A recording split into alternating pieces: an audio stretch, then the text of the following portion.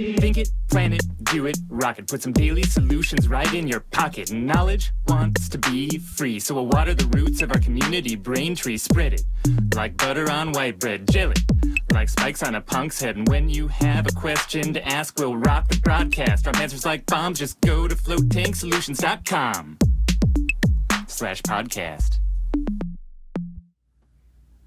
All right, welcome. Hello, everybody. And that is Derek Wyatt rocking the other mic. Chicka chicka whoop. And I'm Graham, and we're missing an AshCon again today. Again, these prepping for the upcoming Float conference. So, in the meantime, we're going to be answering some marketing questions for you, which is kind of Derek's area of expertise. Or so they say. And today's question is, I've heard somewhere that video content is doing really well on social media right now. I wonder if it was from video content marketing advertisers on social media. Anyway, what do you think makes great video content is the actual question. And I guess secondarily is video content doing good on social media right now? Is that a thing? It's preferred for social media platforms simply because video content sometimes can take longer to consume. As we're thumbing through Facebook, we can quickly read quick little short headlines and be on with our day. But if it's a video and the first few seconds of that video intrigue us, then we're down a rabbit hole of watching a 5-minute video about rescue dogs and you feeling really bad and you want to go to the pound and now rescue a dog. Not saying that's actually something that's ever happened to me. But yeah, so video content can actually keep people on a social media platform longer, which is in the benefit of that platform because now they have the opportunity to show you more advertising. So they're weighting their algorithms heavily towards Instagram TV, Facebook Watch, YouTube's still a thing, So having these platforms where, it's capturing your time watching videos is kind of the thing right now as far as, what's in best for advertisers. Gotcha, sure. And that makes sense. And then because it's being rewarded by Facebook, it means that, yeah, it is good right now for social media. Like you kind of get to ride this wave of extra encouragement that they're doling out in the form of attention or giving video longer spots on feeds and things like that. Presumably, I mean, I know all this stuff is behind a wall of algorithms that we don't understand. But theoretically, that's what's going on. And I would also say it's beneficial to create video content because it's just a different way people learn. Like, I'm not the best reader. Like, I'm very slow, but I do try to read at least 2 books a month. But it takes me time. But I can literally watch a video and almost recite back what it said in the first time. So it's kind of one of those things, depending on your learning style, video just might reach a person. There's more emotion through video. You can have visuals that you intend for people to see through video instead of like reading something. They're using their imagination. So you can have more intent with video. And I guess another one that's getting really popular, so I assume it's performing well with A/B tests and stuff like that, is having sort of a background video load on your website, kind of when people first get there with maybe a call to action. Like in this case, it would be like a float tank or something in the background. Right. It's a little like pan into it so you can see it. And then right on the screen is a book now button. Something like that I've also seen. It's not quite social media content, but for video content on modern websites, that seems to be I think they call it like the parallax view or something like that, where there's kind of motion going on behind the background of a website. Is that what you're talking about? Well, so the parallax is like when you scroll. Right, do a weird display of things where they seem to be floating above and below each other. Right. This is more like, on-load video background. Okay, I see what you're saying. I was also thinking, too, of having a landing page where a video was above the fold. So that's another way a video can actually be useful in showing people what's around your center. There's some great videos out there that maybe people have done about your center, maybe resharing those on social media. It's not going to, be something you can control. They can delete their account, but as long as there's good video content out there, use what people have already created. Now, creating your own video content, I think this person's asking what makes good video content.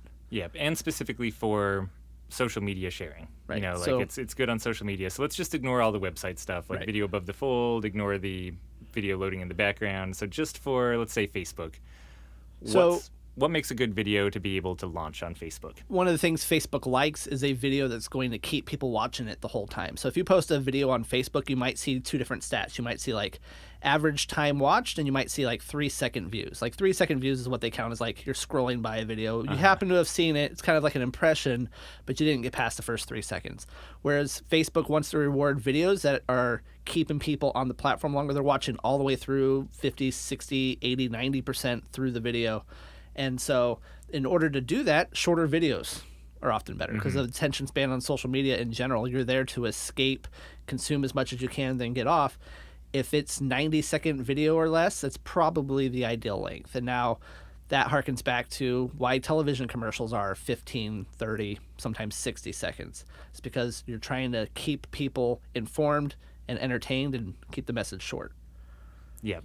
And I've seen another, I guess, so let's talk about those first, which is almost like an advertisement for your float center. And then I've seen another form which could probably be kept short as well, but I see usually in more long form, like 3 to 10 minutes, which is testimonial interviews with clients post-float, which I kind of think have their own place in kind of the video world of social media as well, is just getting like these really nice personal stories about people's experience in float tanks. But I'd put that almost in a different category than doing these shorter ads. Right, and you can even have, a longer piece and chop it up a little bit to make a nice shorter piece that leads into a longer piece. So you can have, a 90-second or a 60-second trailer to your 10-minute interview video. So you're showing the best snippets and then trying to say, to watch the full video, click here. I like that. And so that's pretty much what you would do then if you were doing it on Facebook, is kind of limit it to these 60, 90-minute spots. And if you do even have a longer video, just use those shorter spots to link over to that. Yeah, that's the ideal plan. It's not what I've done in the past. Sometimes if there's like a 30-minute conference video, I'm putting it on the conference site, and people are just going to have to sit there and watch it because I don't have the time to chop up all the videos and pull out the best stuff. But sure, and we're not even talking about like what right. How to manage your time. I'm just talking like float, just float content out there in general. Is I would have something that's, if you can capture people's attention and they want to view more, let them view more. So again, playing with the algorithms, if your video is short enough that Facebook's going to say, hey, people are watching like 90% of this video. They seem to really like it. Let's show it to more people. And then if you really had a 10-minute video behind that people can watch, like the next thing they can watch, then that's probably a strategy I would probably shoot for. So I'm a fan of the testimonial videos. Those are great. As many variety of stories as you can get. It's always better because somebody out there is going to be able to relate. Yeah, for sure. And I guess, so again, to me, like, that's almost something you can, without optimizing it, like, slam up there. Like, you could, if you have testimonial videos, just release them on your page. Right.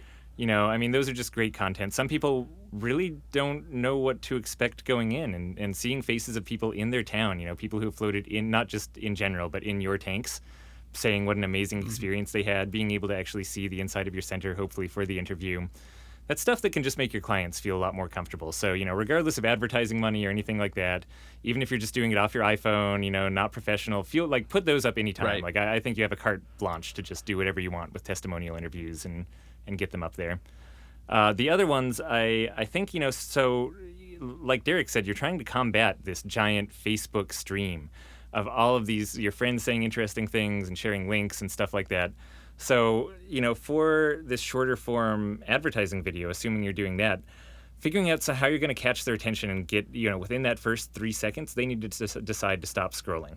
So whether that's you've written out a fact like what floats in 1,200 pounds of Epsom salt, and they're like, wait, what is this video about? Or something like that. Or just a cool image of, someone floating, or a bowling ball floating in water, or something to just like catch their imagination and attention, so they listen for the next 3 seconds, right? Which means like shocking thing number 2 has to happen in the next 3 seconds, and then you can kind of fade into what you actually want to say and what you're doing. But that first impression is going to be, it's hard to stop the Facebook scroll, so right, spend a lot of time on your first 3 seconds. Oh, and one of the strategies to stop or slow down that Facebook scroll or even Instagram scroll is you're noticing a lot of these videos are playing muted. So the first 3 seconds is actually written words that are scrolling across the video that are matching the words that are being said. So if those 3 seconds are gold, count on the fact they're probably on mute. Let them see the words scrolling across the video and then decide to actually hit the sound button to turn it on to listen to the rest.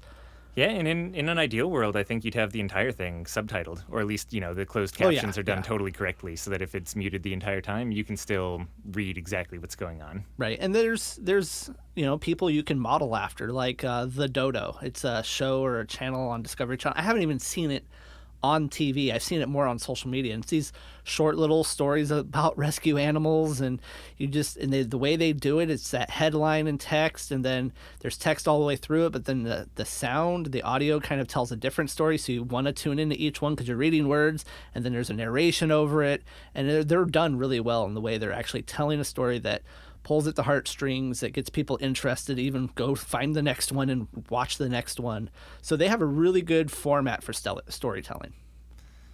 Yeah, and the unfortunate thing is doing really nice professional videos like that is going to cost a little bit of money, Yeah, or absolutely. take pulling some favors and trading some floats.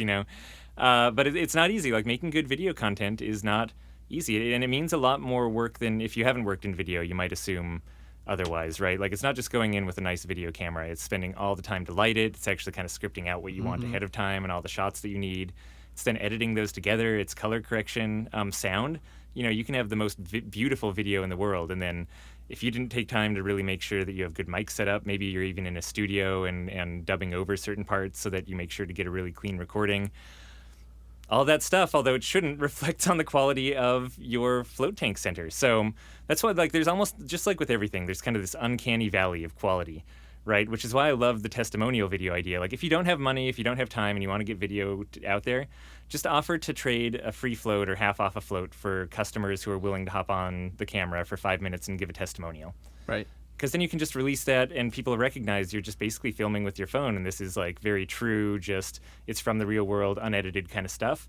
And as soon as you start scripting and editing, you kind of have to kick things up like 10 notches. Because if you only kick them up 5 or 6 notches, it looks just kind of like unprofessional attempted video editing. Right. So you really have to kind of go either really just single take lo-fi, or really extreme, and you're actually pulling on some professionals to work with, in my opinion. Yeah, don't use that Windows Video Editor slide-in home screen. Yeah, that's probably not the way to go. But having even just a little bit of thought in your video will matter too. And yeah, the testimonial videos are great, but that's just only one method of actually sharing what a float's about.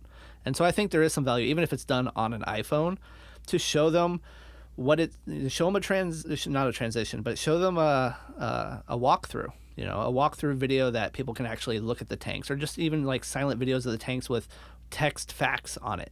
Something that just, again, is more video content that they can actually sit and watch on a platform, and just find different ways to reach different people, showing them that this is for them.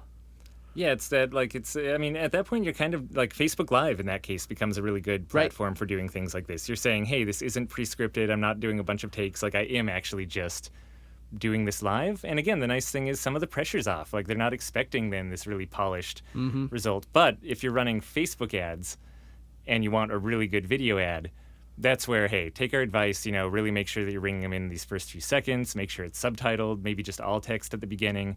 And again, pay a few $1,000s and bring in some professionals to really help make this thing. And also, I will say, don't assume the professionals know what they're doing. So do your own research on what works for Facebook ads. Things like, again, keeping it short, like the subtitles, they might not have that in their heads, even though they work in video all the time. They're not marketing experts themselves. So you might have to do some education and come in with your own plans. Don't just trust professionals' advice like us. Don't assume that because we're talking, we actually are fully experts in what we're talking about. So I feel like the float industry could use more video content. So I kind of want to go off script a little bit here and throw a challenge out to everybody. Script? We don't have a script. What are you talking about? It says right here I'm going to go off script. No, but what I would like to see by September, have every float center out there that's listening to this get a customer testimonial video and put it up on Facebook. And then we can all see it, like it, share it around. The more testimonial stories, it's not like one center has to bear the burden of 100 different testimonial videos. If 100 centers out there put out one video, we've got 100 pieces of content now floating around the internet. And fortunately, there are a lot of testimonial videos out there. Again, like, and definitely do this. I mean, take the Dare Bear Challenge and record your own the DJ testimonial. Dare Bear Challenge. But yeah, I mean, the nice thing again is I think there really is something about, your prospective customers and your future floaters being able to take comfort from people who have been in your centers specifically. So even if you do have, like, even if someone can do a Google search and find these testimonials of people floating, Right. what the people who are nervous to come into your center are probably looking for is someone who's been in to float specifically at that place. They want to know that the experience at your center is great. So Exactly. yeah, doing your own videos, regardless of what else is out there, I think is always a great idea. You can capture that video in your center, even better. You know, if they want to create that video at home and send it into you, that's fine as well too. But I mean, let's say you put a sign up. I'm freeballing here. Let's just make up a little challenge for people, right? Let's come up with an on the spot marketing campaign for the industry that produces more video. Let's say one unannounced day, you have a pretty full schedule, so the odds are high somebody will say yes. You have a sign in your center, would like a free float. Tell us how this float was. And they come out of their float and you capture them right then and there on your cell phone, and they can just give that blissed out, this is how my float was. And then they get a free float for it. And you only have to do it for one day. It's unannounced, so the word's not going to spread around the internet. And it might be a good incentive to get people to start talking about floating on video. Yeah, I like it. Do it. All right, there we go. Every center has until floats. September to produce one video. This episode totally took a different turn than you expected. I can see it. I mean, we've never put out, video challenges, so right. yeah, if you liked it, complete the challenge and let us know. And if you didn't, we won't know because you won't put out a video. So I guess that's true. Yeah, put out a video about how much you didn't like it if you didn't like it, huh? Huh? What do you the think? Graham, what do you think about that? the Graham Derek challenge. All right, if you have questions of your own, go on over to floattanksolutions.com/podcast. Take care, everybody, and I'll see your video soon. All right, bye. Bye.